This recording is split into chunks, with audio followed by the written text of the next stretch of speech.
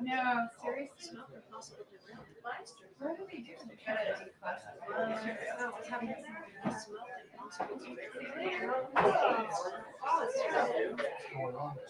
Nothing, how are you?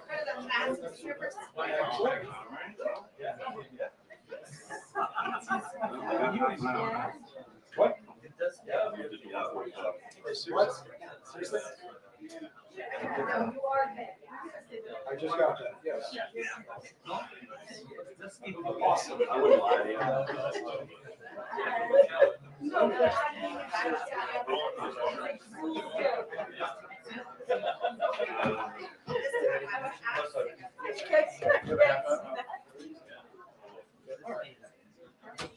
Oh, you're not.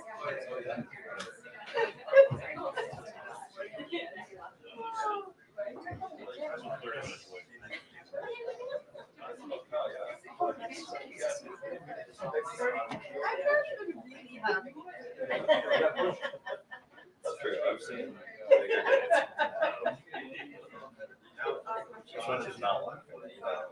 Not a lot.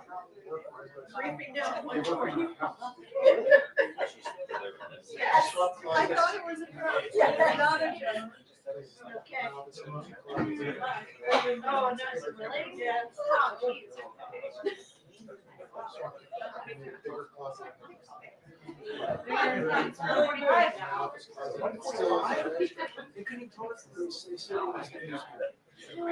Yeah. 30 minutes to work on that. Right. I am going to leave my charger there. And then plug I'm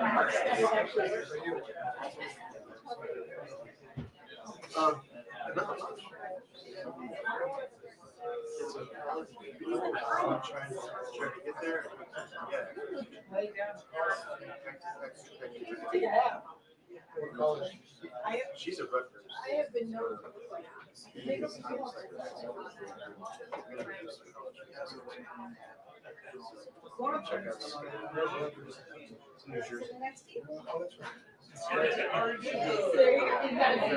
I'll stay.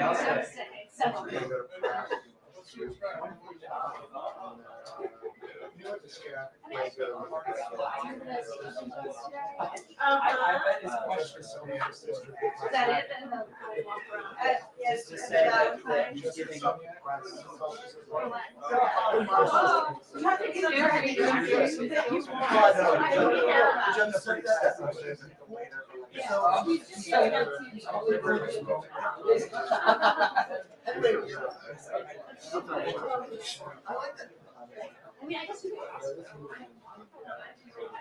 Yeah, I also with because I'm doing a one of the most glorious 45 seconds setup spots for presidential. Oh, and the guy who questions. Oh, good. I was like, wait, you said they're. She said she's going to provide more details. Is she really going to provide more details? I don't think there's much more. I don't think there is. He said he would go when the time is right. Didn't want to be here. Apparently the time is now right. Yes, that is the right time. No way. Well, does he anywhere?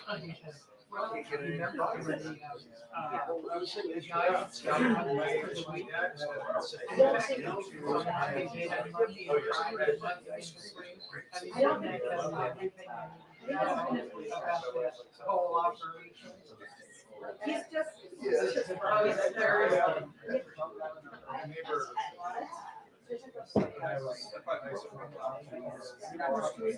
Just like the local Republican having.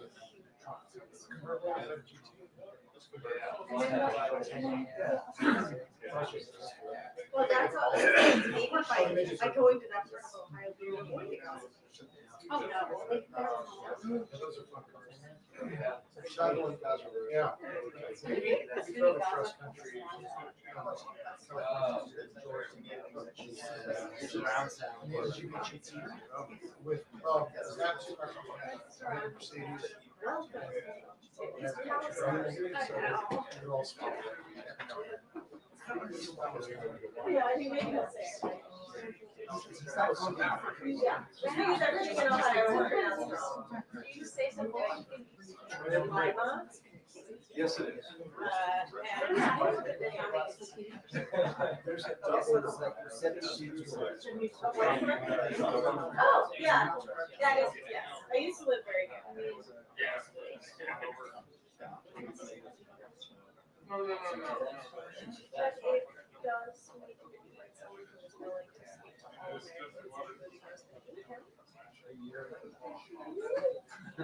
I think we could have done that. So, more of the Maui, there is this like,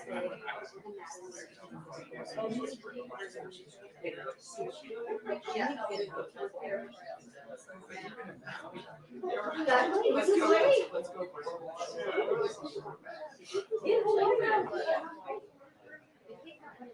Oh, I see. To me, that was very much, he waited here.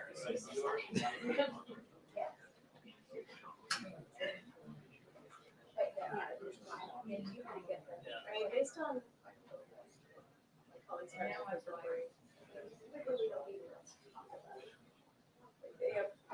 They moved on. I like to play.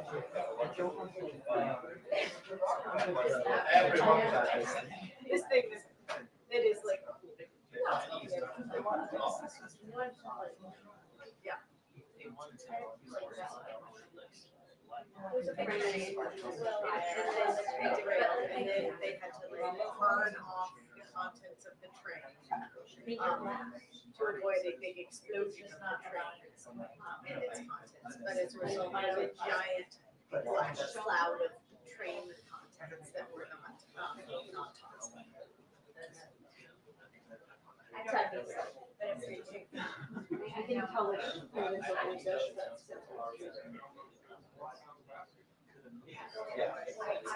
I know what you did to that.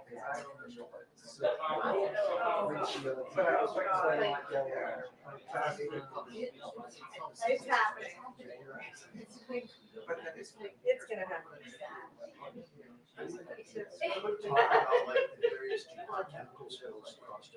Oh, yeah, exactly. Oh, yeah, I'm telling you, like, I was like. Is your husband how much he loves to say, right? Yeah, either one. Oh, this is a rare. Gonna test. Yeah. I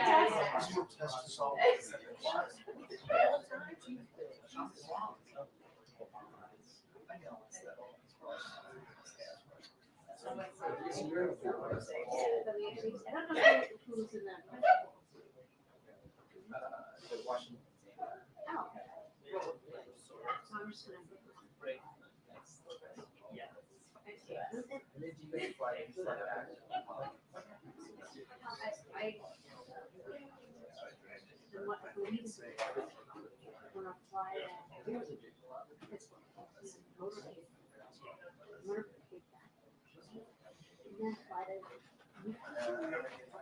Or we're gonna fly somewhere on the eastern shore. It's over. My brother is the transplant. I'm unfortunately with that. Without him. So we back up the plane and so I guess the plane likes to be. And then I guess somebody else will have to fly the plane. So it's like, yeah. Because if the He's plane just were. playing without you. Yeah. Let's just go over. Yeah. So all like 3 legs for like. Sounds like the plot. Like, Sounds like the plot of Space 3 Jam. very. Yeah, gold stars. I think I'm just like. Space Cowboys was like top 4. I think that's like. It's like a 4.5 hour drive. But if you fly, you like get to the airport, you have like an hour flight, and then you go to the airport station. Yeah. But I don't know if I'm gonna hit. I messaged them to see how they did. Like, yeah.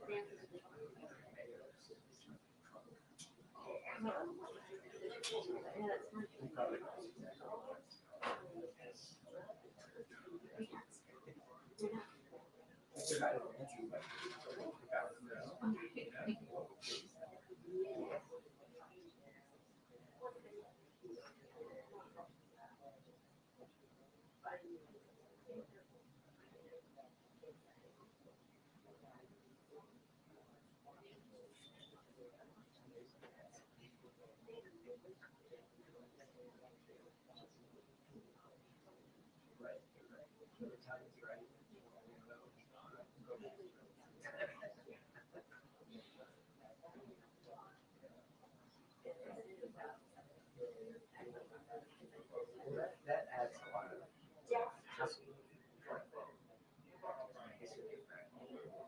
Well,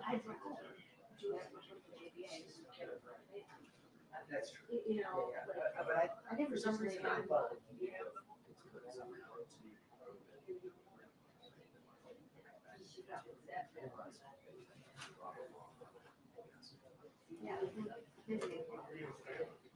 What's going on, sir? Not much, actually. Yeah, then he'll flow from No, there. it's good. I'm getting a Patriot his hard pass. I have to get an escort for him. What? New engineer, he's gonna get his hard pass today, but he needs an escort to get on the premises to go get his hard pass. Yeah, well, yeah, no way. It's not.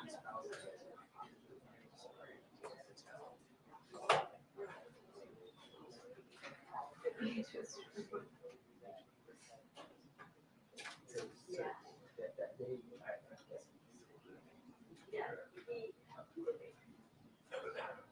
Oh. Yes, yes. That's what they do. I did. Actually, given that, you probably should. Yeah, there would be no way. And there, if you're in it. They're gonna think what's almost to apply. I mean, I guess. Yeah. It's a crazy scenario. Sorry, sir. I actually got here early. Yay! Yeah, yeah.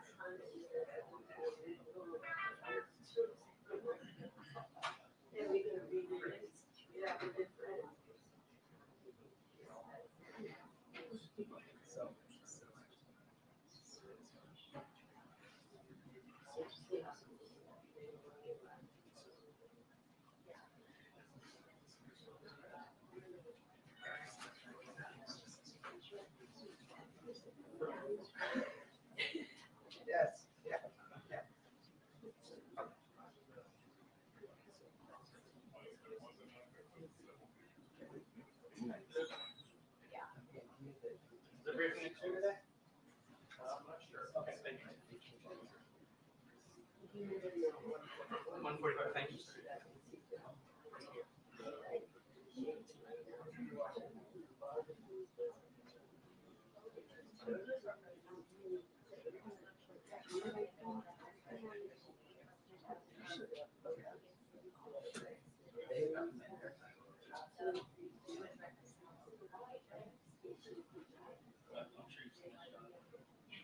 Well, that, nobody's gonna get here.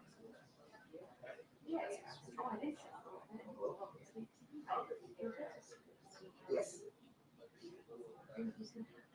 Yes, I know it.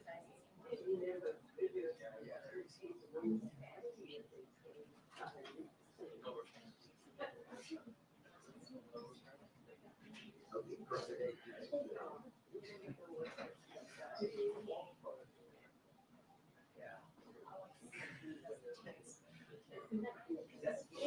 Yes.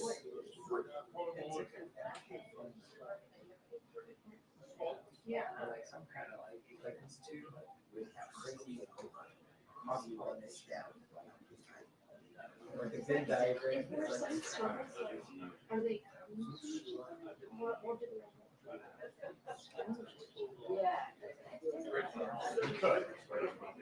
Thank God. you know?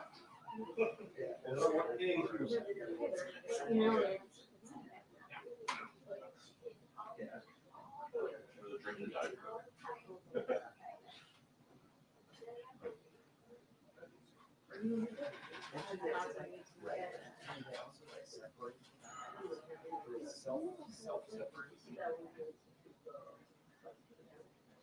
Yes.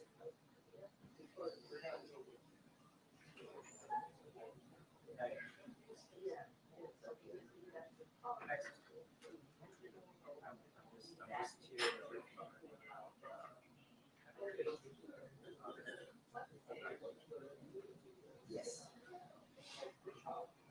Yes.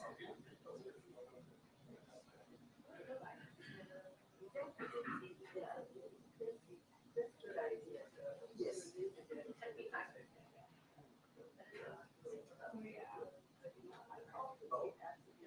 Oh, I think so. Yeah. Right there, like you said. It's a 10, yeah. I think I have. Doesn't it go to 6 or something? Yeah, and what, I and was you know, in school. nobody I can was have so it without, was the school. without time. He will. Yeah, that probably is kind of probably like the show. Yeah. We'll show up right at 10. Right. Yes. Now, the money deposit, that stuff, that's what you need for that driver's fee. It also doesn't. Okay. Probably where Okay. Yes. They determine. Like, It's so small where it's not big. Right. So they come up with. Okay. Yeah, we go. Yeah, maybe. I'd rather find it. If that Yes. I know. But maybe it's that deposit. Cover it. That would sound like. We're getting more Yes. calls and just. Okay. Yes.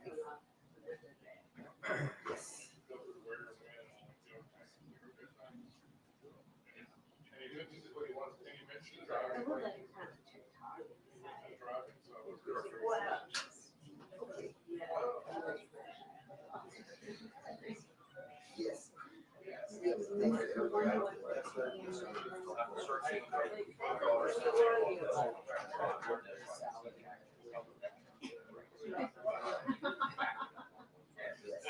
They realize they can push back. Right.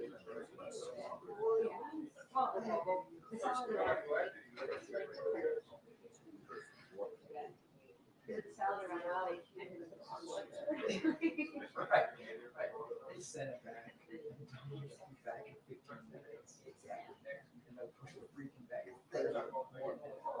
For everything, and I will see you more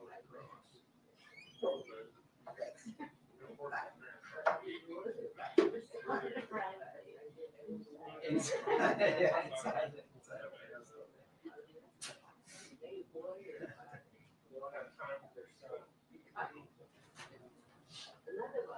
Hi. Hey. Found it. Look at this. Maybe you're gonna say Florida, right? Yeah. Maybe they said, well, Katie's hard pass, she's trying to look at it. They always make such an effort to accommodate me that I bet that's true. They really go out of their way. Oh, yeah. That's our impression. Yeah. I'm like paranoid about Erica. By the way, surprise. Were you She didn't tell me. Well, she just tested this morning. I mean, she should have probably. She definitely should have. You were up to. I feel like CNBC is kind of. They're like loosey goosey, but like I feel a little like I don't want to get it from you. Oh, it's For me? Do you think Matt has it? No, she gave it to you and now you're. So that mask is about. It's about you. It's not because you spent time. It's because, No, I haven't. because I Matt. haven't been around her. I don't come into the office. Oh, Matt was yesterday for a full, I mean, it was like an hour and a half. Sitting right next to her. But I'm learning about this for the first time, otherwise I might. Maybe I shouldn't have shared that with you, but I feel like. It's my own information. So that means she's not gonna go to. Who's telling us? Oh, she was at the wedding. Missing both She's things. missing the wedding this year. Wow. It's shitty. That is shit. But she was in Florida with an old person's birthday party last weekend, so I bet that's. Yeah, maybe she should stop taking so many recreational trips, Yeah. you know, just keep it professional. Yeah. You don't need to go see your family or spend time with them, or even celebrate them, you know? Thank you, Dr. Fauci. Yeah.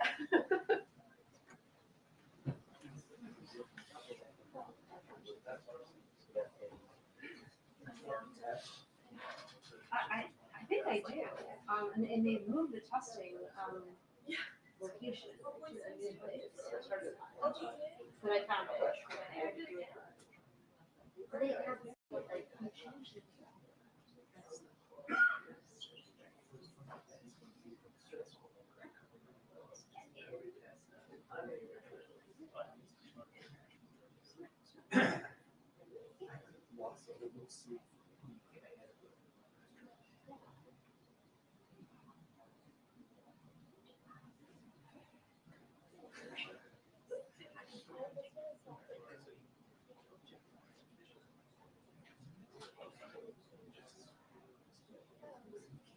Yeah, you see an active, Jay.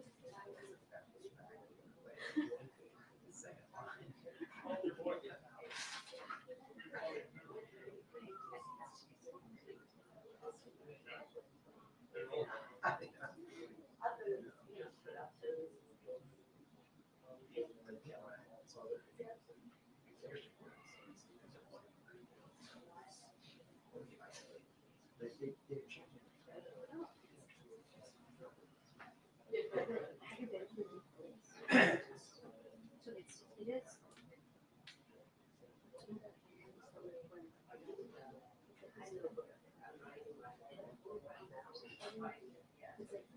I know you're not. But then it's like, you walk further down like the 2 streets to the mall. I had to go to that and visit different houses. And then they send me this sort of vacant building. And then it's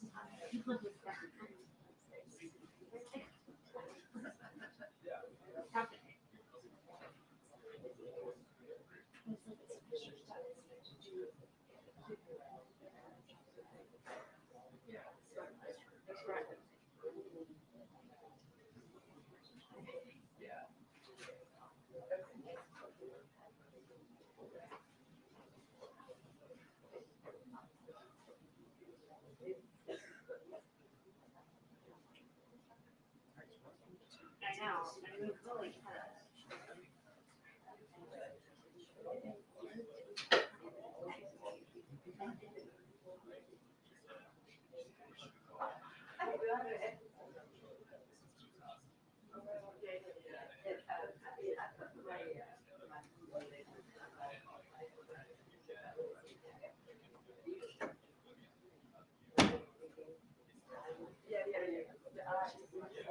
You got any intel on that? No. I don't, I'm just trying to understand like. Stuff on this trip tomorrow. Oh, I asked a question yesterday. You guys are still cut off.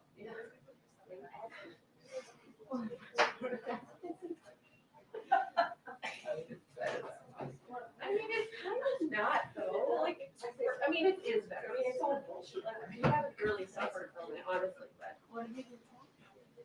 Did everything, love most things, involving domestic. It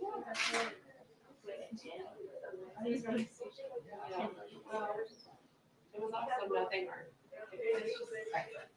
nothing we did. What do you mean? I have no sugar coverage, it's just like. It's really shitty. Without embargo. Like, I was in my seat. And I was like, even in there, I was like, there's gonna be information on like what I'm looking at. It's just for.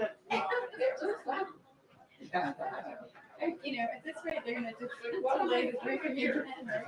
Maybe it's like, we're look at For a walk, some Blue Jays. He's got some pretty good.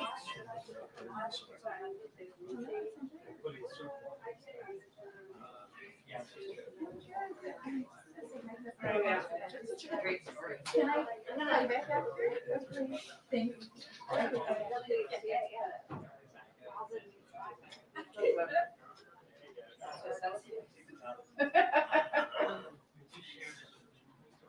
The story has everything. It's like, I don't know.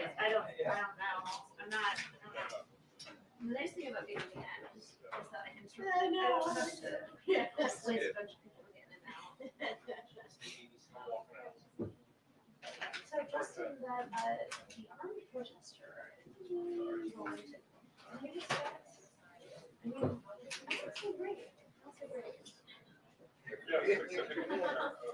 Yeah, I mean, I think to let Kelly know and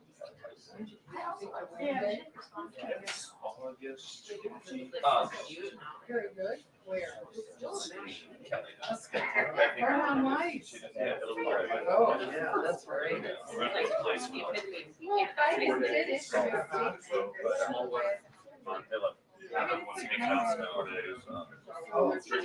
didn't get it. Yeah, right. That's very, very cool. Marcia. Yeah. Hey, how you doing? No. Seriously? And I Really? covered That's kind of a joke, actually. Are you kidding? When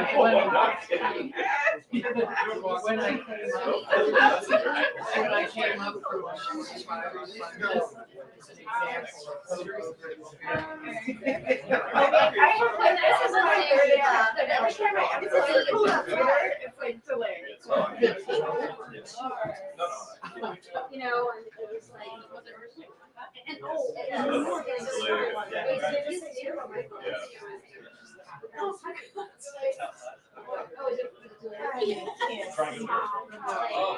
Is Joe Biden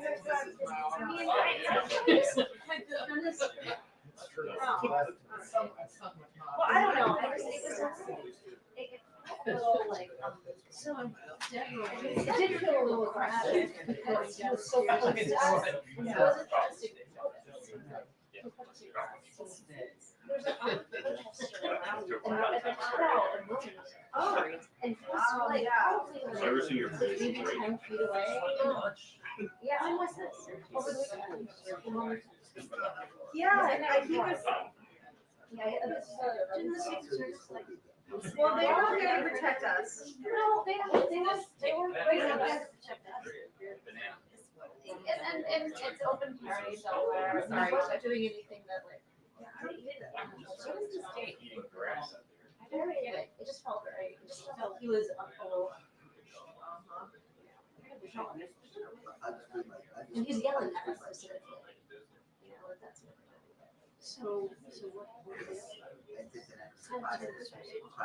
I mean, like, there's one thing that we did that was, I thought, comforting, is they, at some point, they started following him around. Because he had sort of a patrol when he was walking, and so he would yell at us, and he would walk around, and they were just following him. No, So they were, like, and they were don't very, wanna get it. no, I mean, you can tell.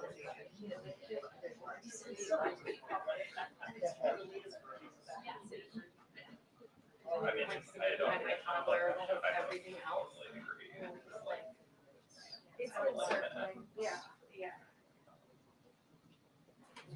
Small and. It's definitely. So, yeah.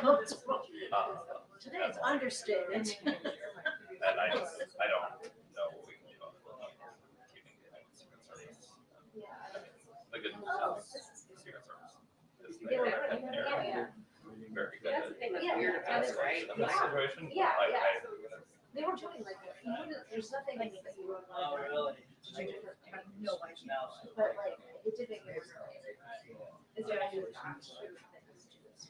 Sure, the wife did that. and maybe if it got worse or if Yeah. it had friends who are also, I mean, I think we'll yeah.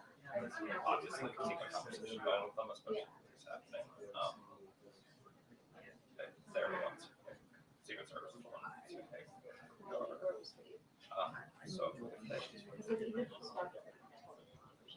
And then it's just not such, because So the issue there is like, there's no service or mags or dogs there, so they would have to come.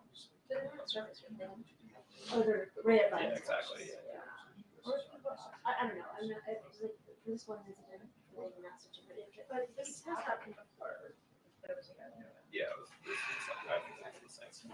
Yeah, it seems like it's just the one guy, but like, but you get, other than the fact that he's a parent, he seems very.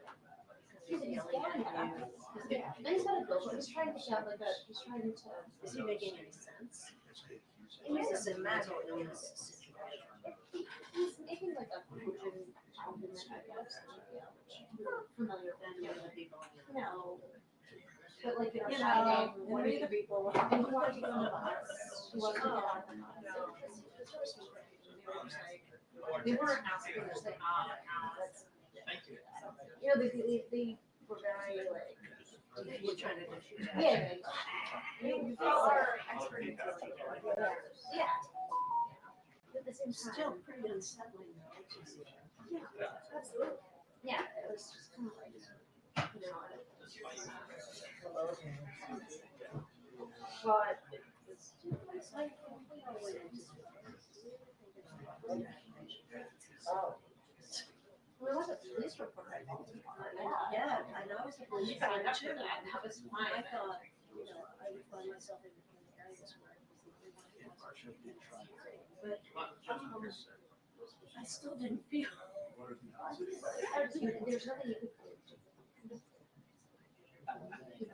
You're out of control. No, Space Force was just rebrand part of the Air Force Central. Yeah, which is the right to do. Yeah. And he was looking at that. So I realized I'm like, obviously, you know, there's not. But he's coming right up. Oh, yeah. They're just right up to the line. Right. Right. That's, it seems like. Most of it.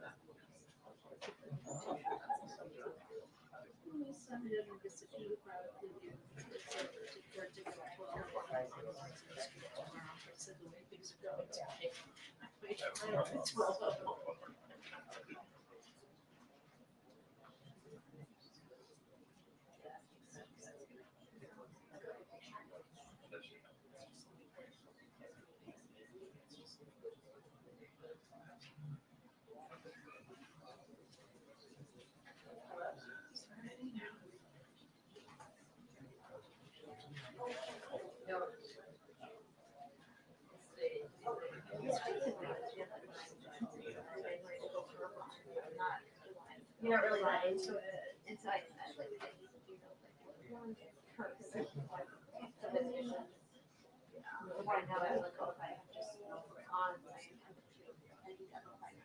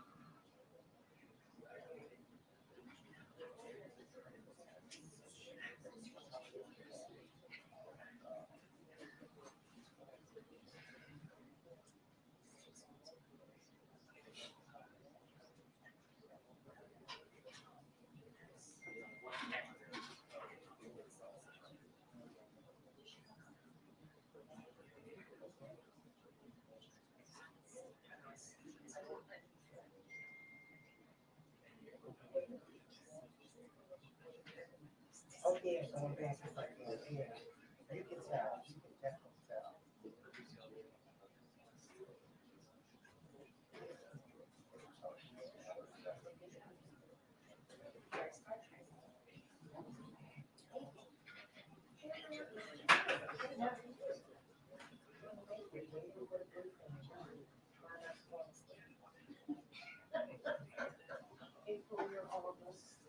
Am I?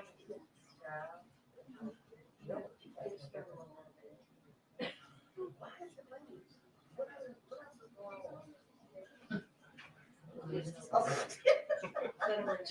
Do the hands again. What else is going on? Do the hands, come on.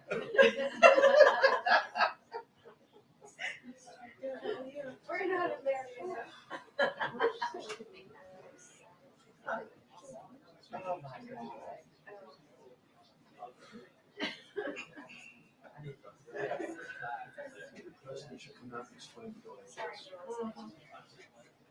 So how many people are gonna be at the podium? Say two.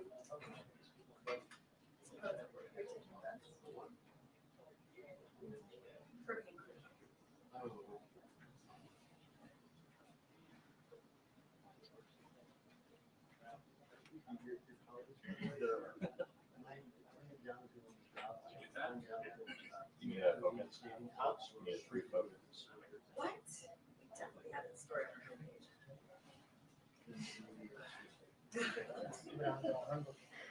I'm trying to stay away. Oh, yeah. What is it? Literally like anyone.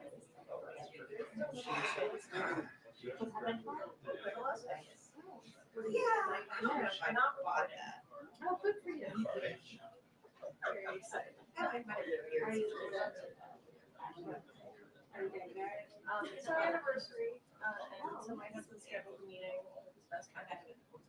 Oh. Yeah, we did. That's why he was so rude. So I'm going. Oh, perfect. My husband's gathering. But we're gonna go see. Oh, wow. Oh, that made like, oh, that looks really cool. Attention, the presentation will begin in 2 minutes. Thank you. Yes. All right. Right on time. Yeah. I think they're just, yes. Okay.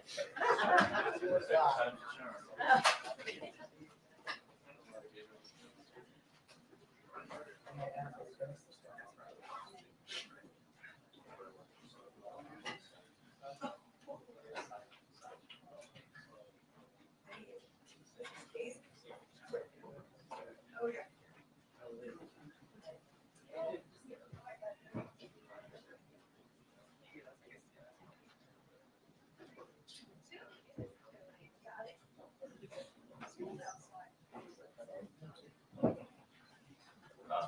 For this.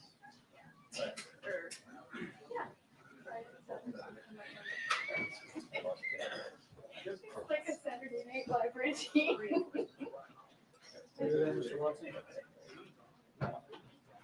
Hi, buddy. How are you?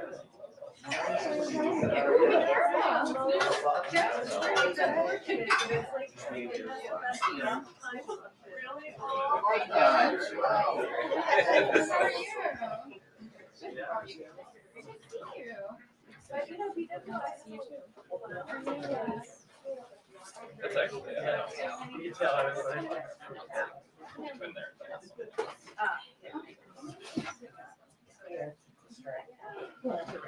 Thank you.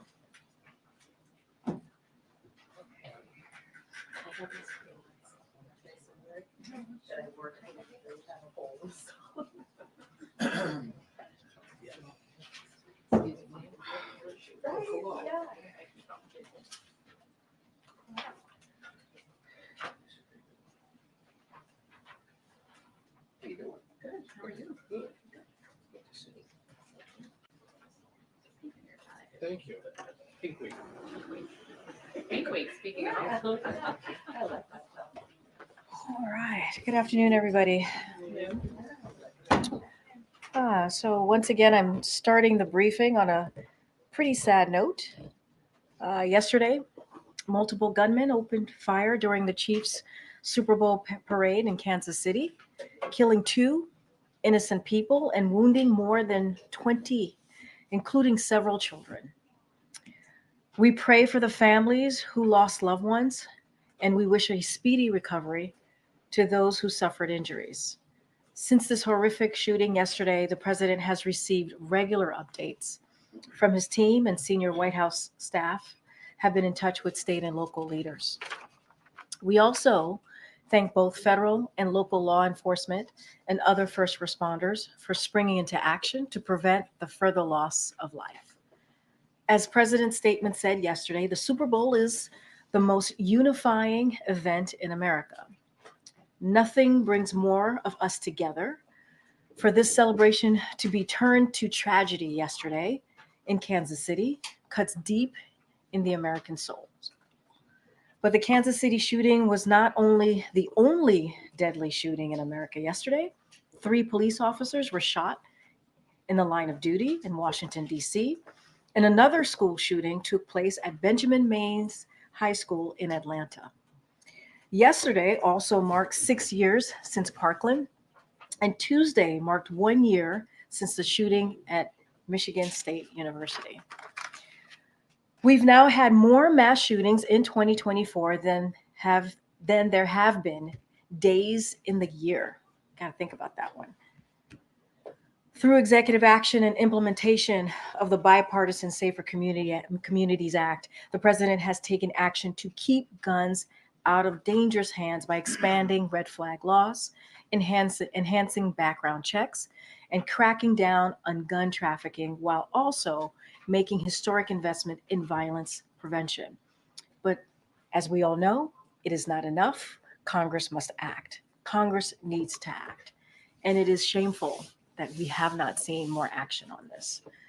We need to ban assault weapons and high capacity magazines, require safe storage of guns, pass a national red flag law, enact universal background checks, and invest in proven solutions that reduce violence. We know these actions can save lives, and our communities literally can't afford to wait. Now, on another note, you saw an announcement today. We are excited to announce that President Biden will welcome President Duda, Prime Minister Tusk of Poland to the White House on March 12th for a joint meeting. The meeting coincides with the 25th anniversary of Poland's accession to NATO and underscores the United States and Poland's ironclad commitment to the NATO alliance, which makes us all safer. They will discuss our support for Ukraine as well as the strong U.S.-Polish strategic energy security partnership, its robust economic relationship, and the United States and Poland's shared commitment to democratic values. And with that, I will turn it over to the Admiral, who's here to share some newly available information that has captured Washington's attention, as you all know. Admiral? Thank you. Good afternoon, everybody. I know that Chairman Turner's letter to House members and his subsequent post on social media about a national security threat has prompted a lot of questions. While I am limited by how much I can share about the specific nature of the threat, I can confirm that it is related to an anti-satellite capability that Russia is developing. I want to be clear about a couple of things right off the bat. First, this is not an active capability that's been deployed. And though Russia's pursuit of this particular capability is troubling, there is no immediate threat to anyone's safety. We are not talking about a weapon that can be used to attack human beings or cause physical destruction here on Earth. That said, we've been closely monitoring this Russian activity, and we will continue to take it very seriously. President Biden has been kept fully informed and regularly informed by his national security team, including today. He has directed a series of initial actions, including additional briefings to congressional leaders, direct diplomatic engagement with Russia, with our allies and our partners as well, and with other countries around the world who have interests at stake. The intelligence community has serious concerns about a broad declassification of this intelligence. They also assess that starting with private engagement rather than immediately publicizing the intelligence could be a much more effective approach. We agree with that, which is consistent, of course, with the manner in which we have conducted downgrades of information in the past. This administration has put a lot of focus on doing that in a strategic way, a deliberate way, and in particular when it comes to Russia. And there's two things that we always do first when we consider about downgrades. One, we work with the intelligence community to conduct a thorough scrub of that intelligence to make sure that we are protecting sources and methods. And two, we sequence our private diplomacy with our public disclosure to ensure the maximum effect. In keeping with that approach, our National Security Advisor, Jake Sullivan, is meeting this afternoon with House leadership and committee chairs and rankers this afternoon to brief them on the latest intelligence and our analysis of it. And we will brief the Senate when they are back in session on the 25th of February. I'm not going to get ahead of those discussions. As I said, we make decisions about how and when to publicly disclose intelligence in a careful, deliberate, and strategic way, in a way that we choose. We're not going to be knocked off that process, regardless of what, in this particular case, has found its way into the public domain. I can assure you that we will continue to keep members of Congress, as well as our international partners, and all of you and the American people, as fully informed as possible. Nothing is more important to President Biden than the safety and security of the American people. That's his top priority, and it's going to remain front and center as we continue to determine the best next steps. Now, if I could just briefly, I want to share a few words about the battlefield situation in Ukraine, where the fighting is incredibly intense in the east, particularly in a city called Avdiivka. It's a city that we've talked about several times before. Unfortunately, we're getting reports from the Ukrainians that the situation is critical, with the Russians continuing to press Ukrainian positions every single day. Avdiivka is at risk of falling into Russian control. In very large part, this is happening because the Ukrainian forces on the ground are running out of artillery ammunition. Russia is sending wave after wave of conscript forces to attack Ukrainian positions. And because Congress has yet to pass the supplemental bill, we've not been able to provide Ukraine with the artillery shells that they desperately need to disrupt these Russian assaults. Now, Russian forces are now reaching Ukrainian trenches actually in Avdiivka, and they're beginning to overwhelm Ukrainian defenses. The cost of inaction by the Congress is stark, and it's being borne on the shoulders of Ukrainian soldiers.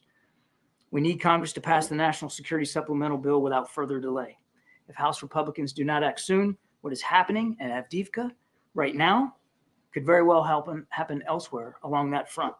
So again, we need Congress to act right away. Good questions. Thank you.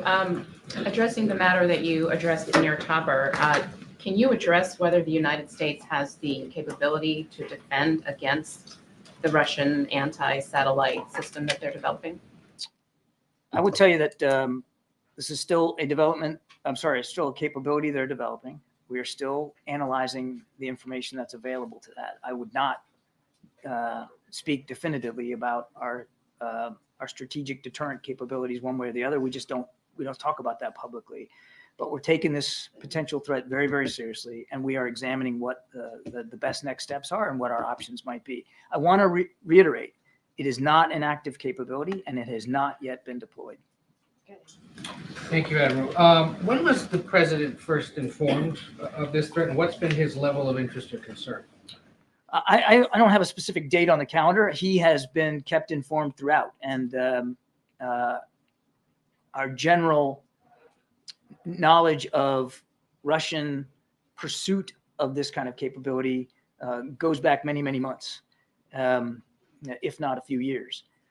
But only in recent weeks now has the intelligence community been able to assess with a higher sense of confidence exactly how Russia continues to pursue it. And so the president has been briefed on this developing capability really from the outset and has been kept informed throughout. And as I said, today, including today, from his national security team. There's a term that's been tossed around in the last 24 hours or so, so I want to seek some clarity from you. Is it a nuclear weapon, a nuclear-powered weapon, or a nuclear-capable weapon?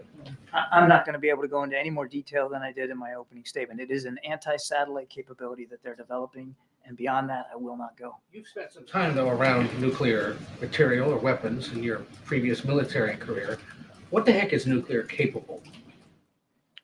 What is nuclear capable? Well, I mean, I guess it depends on the purpose of the device we're talking about. I mean, we talk about making sure that Australia has nuclear-powered capable submarines. And of course, so nuclear energy can be used for propulsion in an engineering sense. It can also be used as a weapon. So nuclear capable could be either of those. I'm not going to get into any more detail about this particular capability than I have already. It's just not prudent to do that. As I said, we work on downgrades of intelligence in a strategic, deliberate way. We're not going to get knocked off that approach, regardless of what's out there. Thanks, Karine. Thank you, John.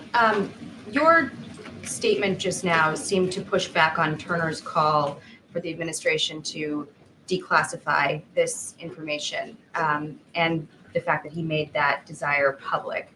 But the Intelligence Committee put out a notice about an hour ago that the language was pre-approved by the Biden administration. So are you saying that the language that he put out in his statement on social media was outside of what ODNI approved? What I'm going to tell you, Jackie, is that, and you've seen us do this certainly since early 2021 when 22 when Putin invaded Ukraine. We have been very careful and deliberate about what we decide to declassify, downgrade, and share with the public. And there's a process, Jackie. It starts with an analysis of whether information can be downgraded safely without violating sources and methods, without putting it in jeopardy, our ability to continue to collect information and intelligence. Then, usually, there is an engagement strategy that goes along with that, where you talk to allies and partners, maybe the country in question, certainly members of Congress.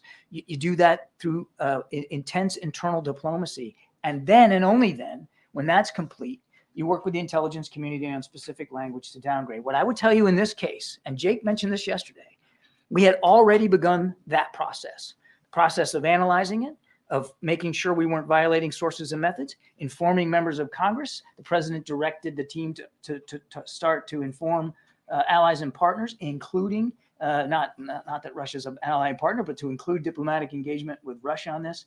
And then we would eventually get to a point where we would downgrade and declassify. So we were already on the sort of the arc of that process when yesterday this information regrettably found its way into the public domain in advance of our ability to do this according to process. Regrettably, though, if the administration had been working with the committee to approve language that would make all of this known to all members of Congress. If there's a presumption here that somehow the administration gave a green light for this information to get public yesterday, that is false. That is not true. That did not happen. We were eventually going to get to a point where we were going to be able to share it with the American people, and we still will, as appropriate. As I said in my opening statement, we'll keep you as informed as we can. Now's not that time for us to go into any more detail to this. Officials pushed back on the characterization that allies and partners had not been informed and said that they had been informed. When did that happen? We are in the process, again, which is why we're not going to be downgrading everything here today. We are in the process of consulting with allies and partners. We are in the process of engaging with Russia about this. And we think, no, it's a crazy thought here, but we kind of think it's important to follow that process and do it the right way rather than just rush to put something out in the public domain. John, when we talk about the potential to cripple satellites can be used to drive everything from weather forecasting to wars. You say this is something that would not impact those of us on Earth. Why should Americans be concerned about a Russian capability that would target satellites? Any anti-satellite capability should be of general concern because you're right. There are private and public satellites circling the Earth every day. They do a number of things. Well, you talked about some of them there: communications, command and control, transportation, what's the U.S. meteorological concerns, financial, commercial concerns. There's a lot of things the satellites do for the whole population of Earth, and so any capability that could disrupt that and that could therefore have some impact on services here on Earth and across the world should be of concern to anybody, I think, and including the fact that we have astronauts oftentimes in low orbit that could be at risk from an anti-satellite capability. So you're talking about potential human lives here too. We heard from leading lawmakers, including those on the House Intelligence Committee, saying, among other things, that this is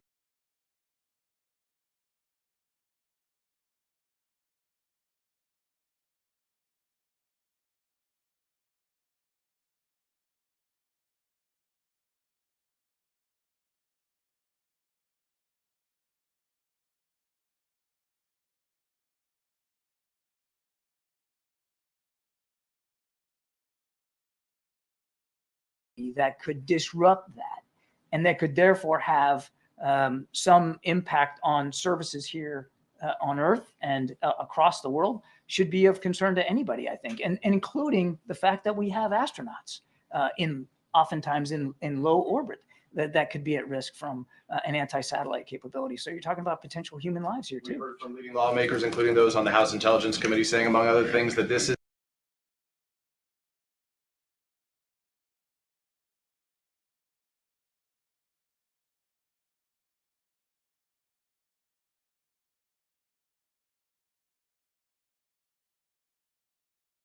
and that could therefore have some impact on services here on Earth and across the world should be of concern to anybody, I think, and including the fact that we have astronauts oftentimes in low orbit that could be at risk from an anti-satellite capability. So you're talking about potential human lives here too. We heard from leading lawmakers, including those on the House Intelligence Committee, saying, among other things, that this is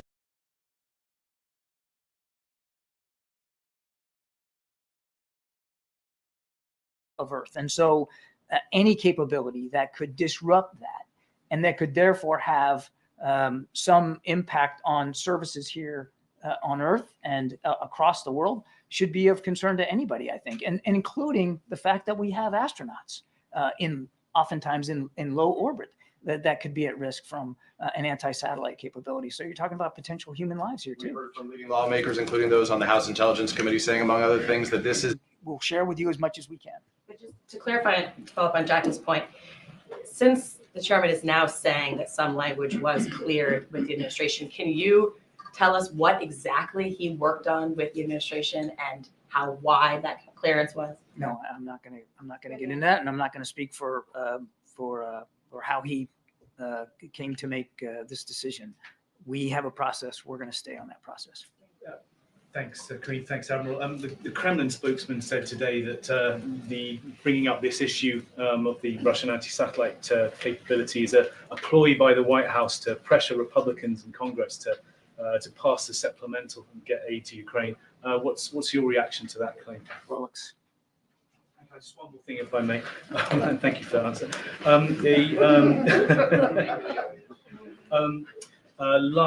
Last night, the leaders of Australia, Canada, and New Zealand issued a statement warning Israel against any offensive in Rafah, saying it would be devastating and catastrophic. These are some of the closest U.S. allies and part of the Five Eyes group, obviously. Can you tell us why the United States thinks differently to them and still feels that it's possible that Israel can offer that may be able to offer a credible plan for an offensive that can protect civilians? I don't see a whole heck of a lot of gap between what they've been saying and what we've been saying. I mean, I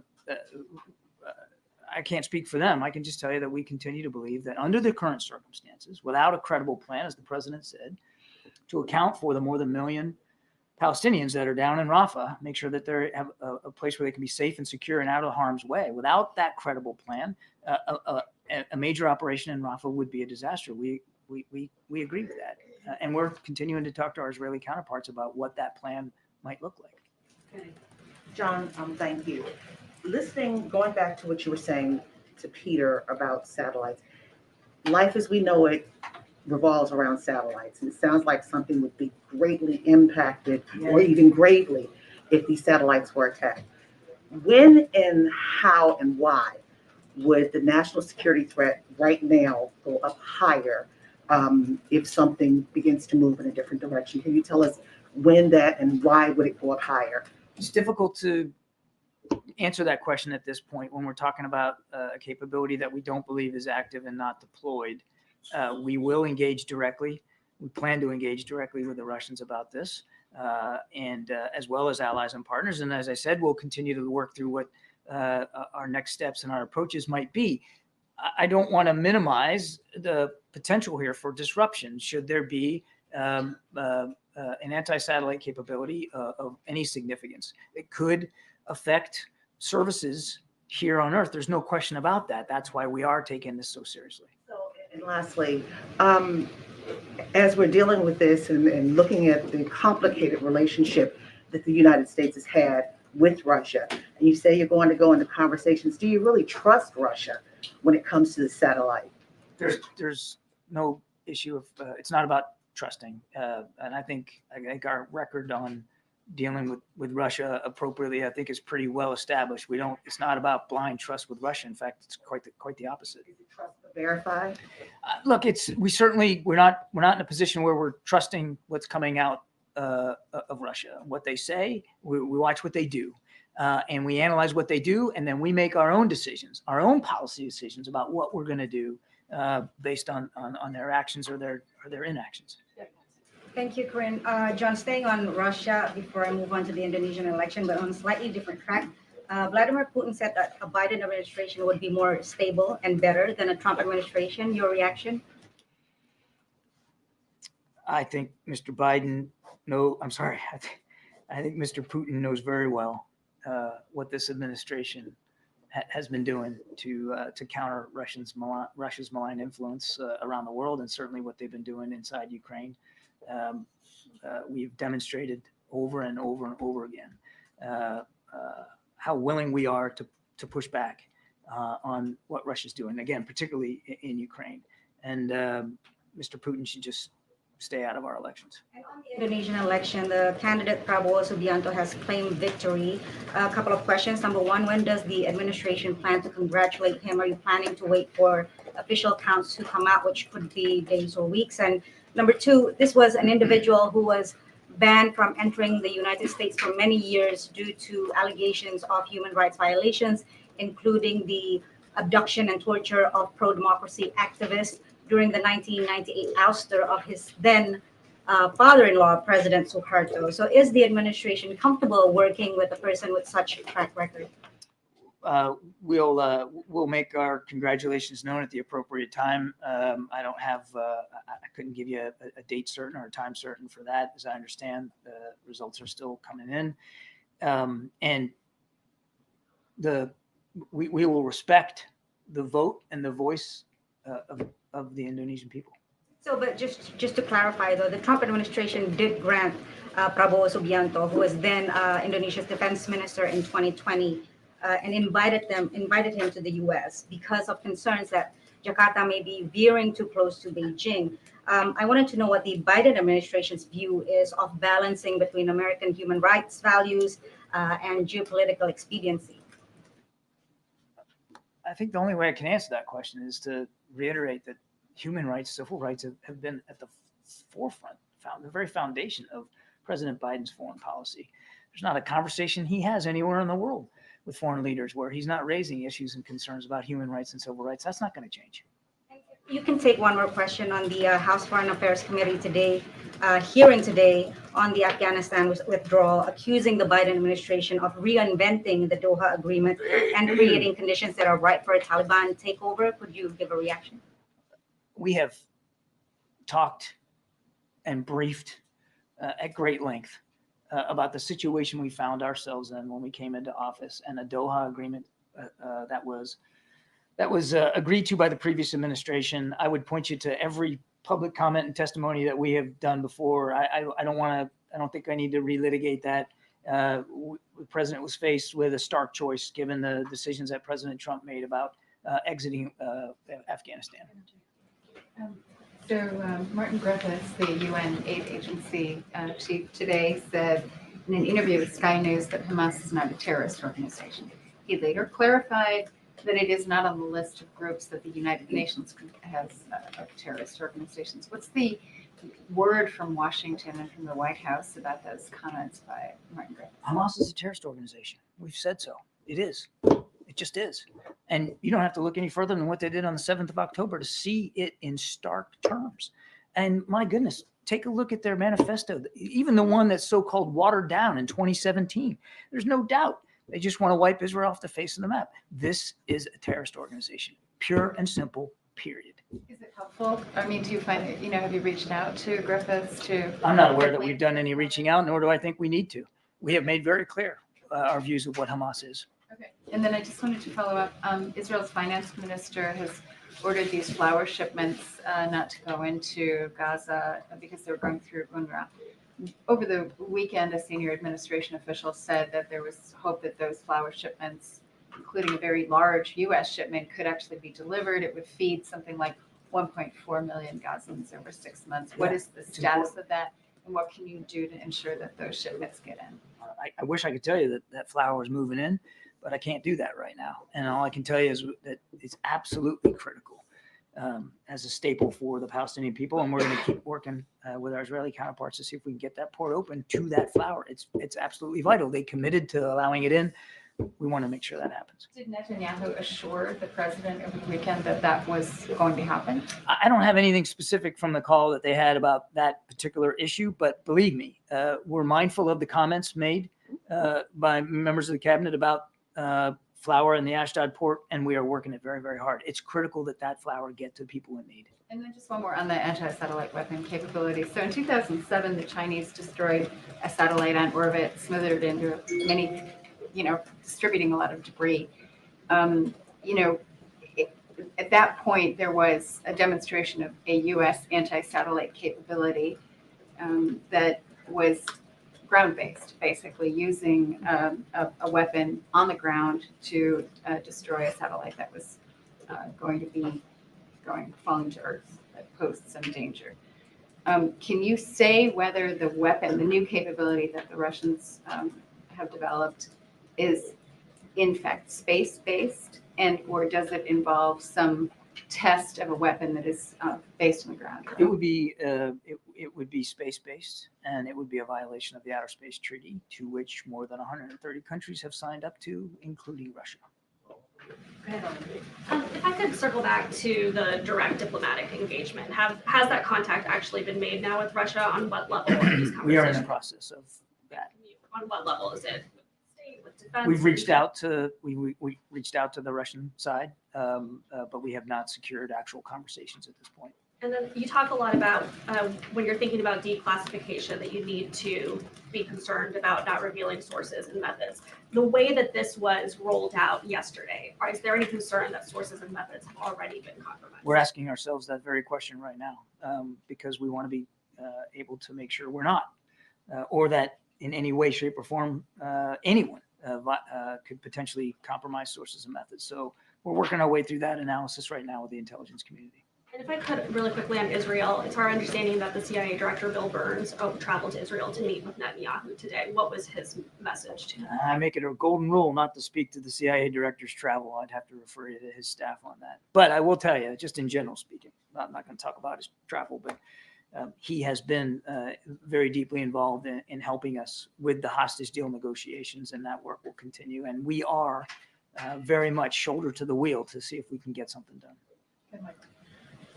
John, you said that the administration is in the process of reaching out to Russia about this issue. I'm just wondering if Chairman Turner's actions in any way complicates those discussions for you.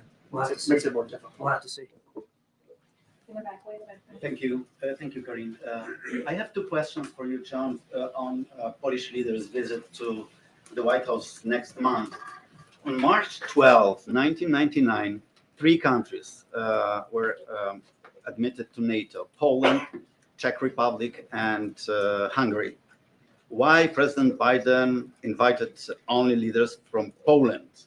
And the second question, why he invited both leaders, the Prime Minister and the President?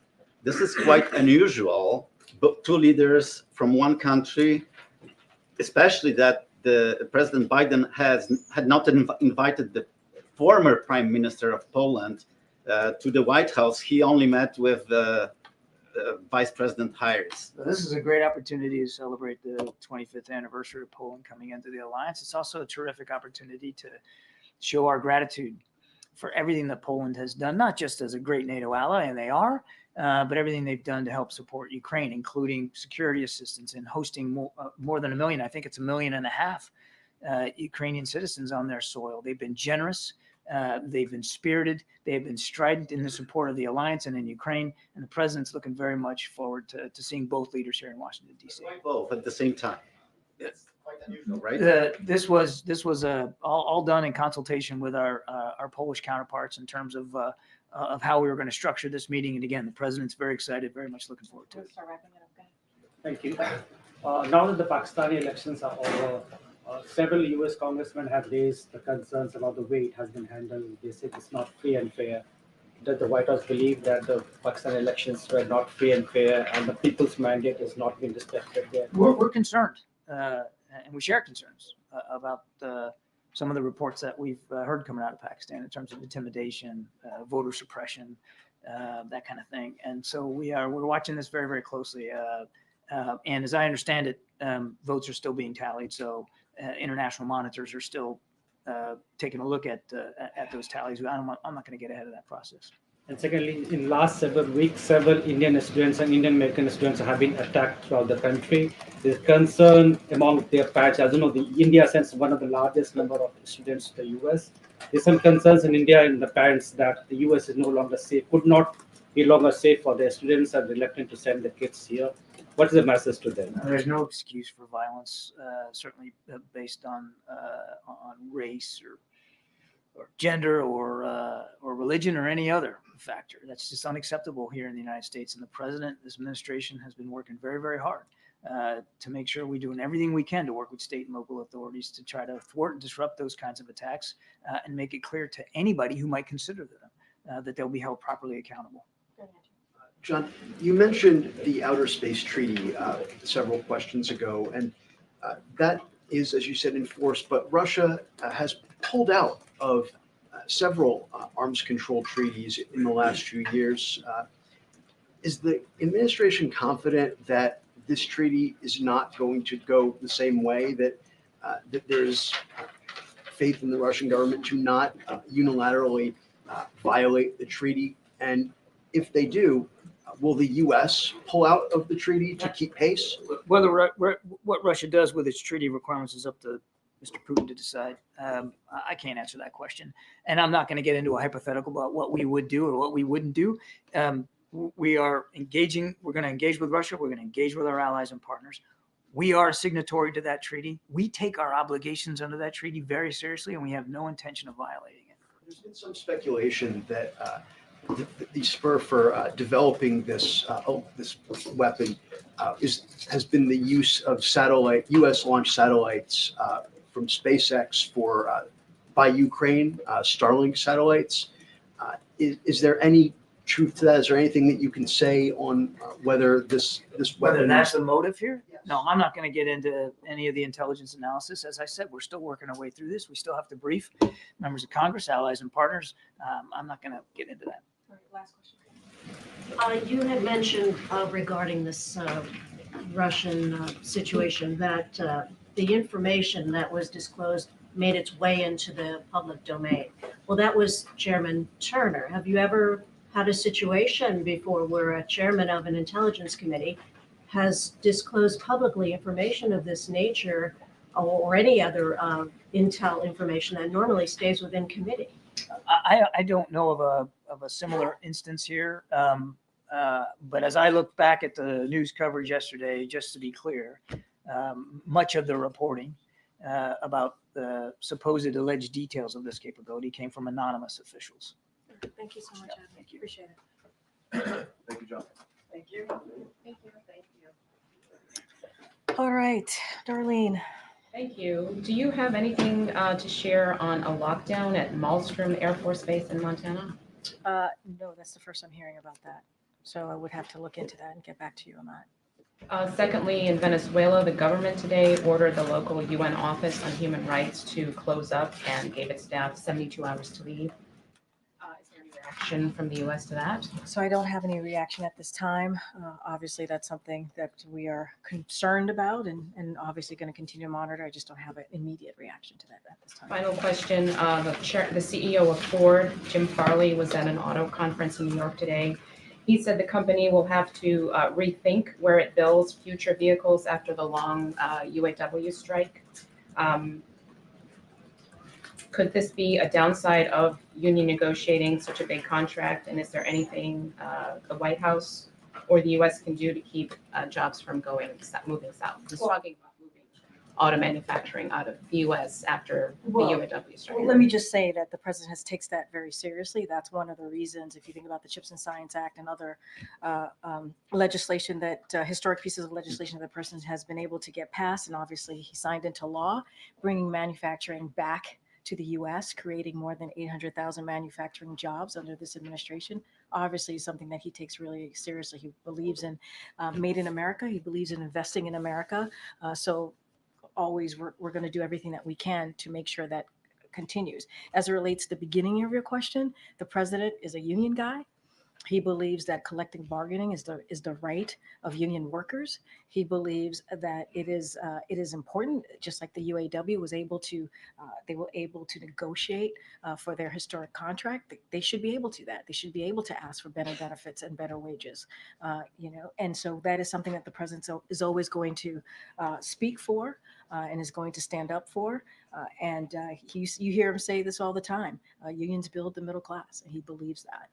And as it relates to manufacturing, he has proven through Chips and Science Act and other, as I mentioned, other policies out there, that bringing back manufacturing here into the U.S.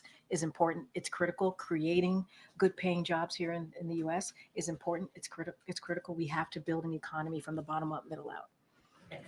Thanks, appreciate it. We've seen estimates from some experts that the new policy announced by the Department of Ed opening up the possibility of debt relief for borrowers could reach actually tens of millions of borrowers. But it could still be a while off, still in the rule-making phase, potentially more lawsuits. So what's your message to borrowers right now? We're looking at this news, how should they be looking at this process? Can they get their hopes up? So look, I'm not going to get ahead of commenting on what CBO is going to say. I'm not going to do any projection from here. The president has been very clear. It's kind of in line of what I said to Darlene about the importance for fighting for Americans, the importance of making sure that we give them a little breathing room. That's what the president believes. And when it comes to his student debt relief, that is that. We see there are families across the country that's crushed by student debt. And that shouldn't be. And it prevents them. It prevents them from moving forward with buying a home, starting a family. And so it is important that the president believes that it's important that we do everything that we can to do that. He has launched the most affordable income-driven repayment plan ever. That's important. And he'll continue to fight to deliver, to give relief to borrowers across the country. So that's not going to stop him. I hope that's what Americans continue to hear, that he's going to do everything that he can to make sure that we give Americans a little bit more breathing room. How confident is the White House that this new rulemaking approach will hold up in court? So look, we believe that this will stand up in court. We believe that that's one of the reasons why, obviously, the Department of Education published this new proposed regulatory text, and so we're very confident. We're very confident that that will occur, but it's not going to stop the president trying to figure out more ways to continue to make sure we give relief to borrowers across the country. And Les, can you just tell us any more about what we should expect to see tomorrow when the president visits East Palestine? No, it's a good question. Obviously, we'll have more to share later today as we put out the daily guidance. As you know, and I've stated this before, the president, as you all know, is going to go to East Palestine, obviously, but he is going at the invite of the mayor. The president's going to hear directly from the people of East Palestine. This is a trip that he has been wanting to make, but wanted to make sure that it was the right time to do. Obviously, when the derailment happened, the federal agencies were on the ground within hours, and many of them have continued to be there, whether it's the EPA or FEMA. And so that's what you're going to see. We'll have more details to share later today, but you will see a president that goes out there, whether it's a red state, blue state, urban America, rural America, to hear and make sure that he is a president for all, especially when they're dealing with this awful event that happens specifically in this community. And look, one of the things that we've heard from this community, they do not want to be just known for one event, right? But at the same time, we have to be there for them. We have to hold Norfolk Suffolk accountable, which is what we're going to do. The Department of Transportation obviously continues to do that, and he will be on the ground and he will hear directly from the community. Get on, Jerry. Karine, so I just wanted to follow up on the Kansas City Chiefs shooting. Yeah. Does the president, he's often gone to the site of shootings, is he planning to go to Kansas City to sort of grieve with the people there in person? And well, what I could say is obviously, let me just say, and I've already offered up our prayers for the families who lost their loved ones, and to the victims, obviously, as well. Many of them are children. And it is one thing I can say for sure is the president is devastated by this and also frustrated. It is frustrating to continue to talk about and for him to put out a statement, or for me even, and I'm sure for all of you, to cover another shooting. And this gun violence epidemic is really destroying our communities, is having an effect on our communities. And he is going to do everything that he can to continue to move forward with protecting our communities, but Congress needs to act. Congress needs to act. This is a president that has taken 24 executive actions on this particular issue. Obviously, we passed a historic piece of legislation in a bipartisan way just about 2 years ago. It is time for Congress to do more. We need them to do more. As it relates to travel to Kansas City, I don't have anything to read out to you at this time or anything to announce, but yes, it's important to go to the communities when it's needed, obviously when they have had such tragedy. But what is also important is Congress needs to act. This cannot continue. We cannot continue to see this epidemic. As I mentioned, several children were part of the shooting. When you hear that gun violence is the #1 killer of our kids here in the U.S., that's not okay. On that issue, is the president planning to speak to the victims and or the families of the survivors? And then I have another quick. No, totally understand. Look, don't have anything to read out on that. The president is keeping regularly updated by his team. Obviously, they're going to continue their investigation on the ground, and we're offering all support needed to law enforcement and also obviously the community. But again, this is something. It is incredibly frustrating. It is incredibly frustrating. We need to see more here. We need to see more from Congress. Sorry, can you also confirm Dalip Singh is returning to the White House? Dalip Singh, the I can't confirm that. I don't have anything for you on that. Yeah, you might know more than I do, actually. Quick Kansas City clarification. We couldn't hear what she said. What did she ask? Dalip Singh, she asked if Dalip Singh has come back to the White House. I just don't have anything. Or is coming back. I just don't have anything for you. Yes, I don't have anything for you. Quick clarification on what you said about Kansas City at the beginning, Yeah. because I've heard from a few people who were watching live as you said it. And according to the transcript, you said 2 people have died. The reports are 1. Did you know? Well, do you have different information? I did not know. I have different information from what I've been told from the team. The number that we have is 2. And I can go back to make sure, but that is what I've been told from the team. Yeah. That's a different. Totally that's understand different. that. Totally understand. And I'm happy to make sure to clarify that for all of you. But that is what I was told from my team. Okay, no problem. So tomorrow marks 1 year since the president's last physical. So can you give us any type of sense of timing for when the next physical will be? It will happen. I don't have a timeline for you. It will happen. I don't have a timeline. It will happen. And like we have done in the last 2 years, it will be transparent. We will have a memo for all of you. I just don't have anything for you at this time. It will happen. And last year, you gave us about a 2 weeks notice. On February 1st, you told us it would be February 16th. So should we anticipate that you're going to give us that amount? I will double check with the team on this. I don't have a timeline for you at this time. So just don't want to get ahead of what's going on, obviously, with the team. So I just don't have anything more to share at this time. But he will have one. He will have it. He will have obviously a physical. We will be transparent, just like we have been in the last 2 years. And we obviously will provide his health records and all of the information as we've done in the last 2 years. So, okay. Yeah, on Tuesday, President Biden came out and he said, I'm not going to answer your questions today. I will answer them tomorrow and the day after. Yeah. What was he talking about? Well, he was outside yesterday and he took questions from some of you. And what about today? Today, I don't have anything to share on his beyond what you all know. Don't have anything to add on his public schedule. Okay, and at the risk of tripping over the Hatch Act. Is that what I do? Trip over the Hatch Act? No, I'm all over it for you. Nikki Haley recently made a pronouncement about President Biden's near-term plans, and I'm hoping to get your response. I will quote what she said over the weekend at an event. Quote, my bet is 30 days from now, I don't think Joe Biden's going to be the nominee. You're going to have a female president of the United States. It's either going to be me or it's going to be Kamala Harris. I'm going to be very careful here. As you just stated, there's the Hatch Act. I am a federal employee. I cannot speak to Nikki Haley's, I don't know, magic ball that she may have or whatever it is that she's trying to predict. I'm just going to be super, super careful here.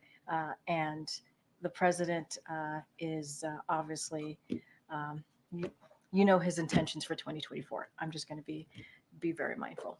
And he doesn't have any plans in the next 30 days. The president. I'm not sure what crystal ball she's looking at, but it's not the one we have. I'm going to keep going. Go ahead. Go ahead. So Kansas City Police Department has said that the shooting yesterday was a result of a dispute between that involved 2 juveniles. I'm just wondering, given the fact that Congress doesn't appear likely to act anytime soon, are there any tangible steps the administration can take to help keep guns out of the hands of teenagers, particularly given that these happen in kind of neighborhoods all over the country? No, it's a good question. That's why we say we need to do more. That is exactly why we say we need to do more. We need Congress to do more. And I know your question about Congress. We have to put the pressure.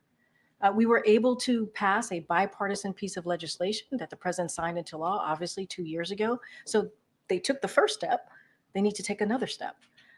And there is executive action. There is obviously the Office of Anti-Gun Violence that we started here. It's a historic office. It's going to do everything that we can to help communities as they're dealing with these types of tragedies, to make sure we're moving faster and with the bipartisan law on the Safer Communities Act, make sure things are moving at a rapid pace. And so that is kind of the goal of the office, but we actually need Congress to do more. We have to, and we have to put the pressure on them to do that. If I'm not mistaken, it's already illegal in most places for people under 18 to have guns. Is this an enforcement issue? Is it that law enforcement needs to step up to get? I mean, look, there are many issues, right?